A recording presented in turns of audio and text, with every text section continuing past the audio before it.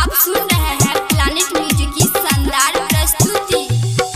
धइले न दौरा में डूबी और धान, धइले न दौरा में डूबी और धान। मनीषिया गे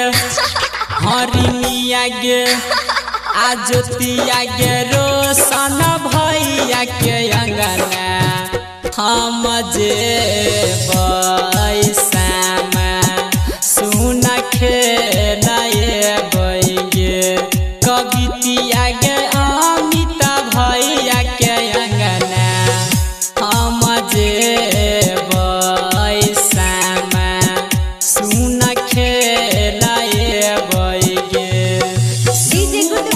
भैया के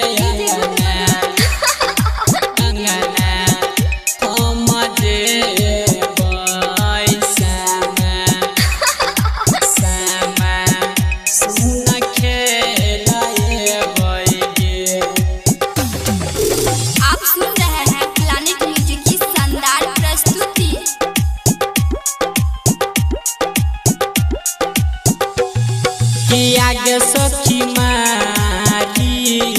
मारी लोला तुरी देवैना ओइ तैसा मात एको कोन बेन पुरी देवैना आगे सखी मारी मारी लोला तुरी देवैना ओइ तैसा मात एको कोन बेन पुरी देवैना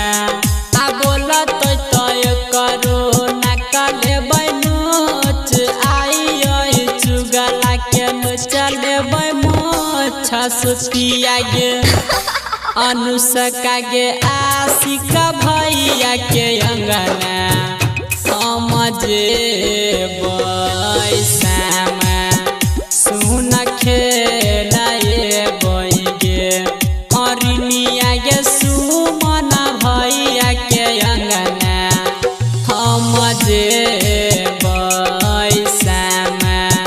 सुन खेलाए बैगे भैया के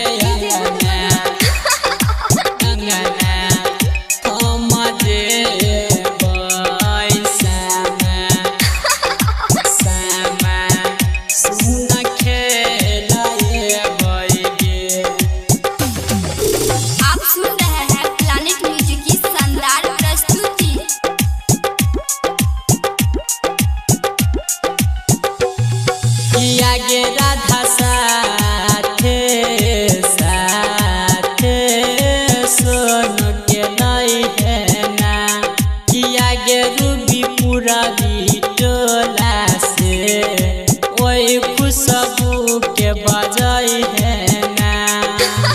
कि आगे राधा साथे साथे सोन के नहीं है ना कि आगे रूबी पूरा बिटोला से वही खुशबू के बजाई है ना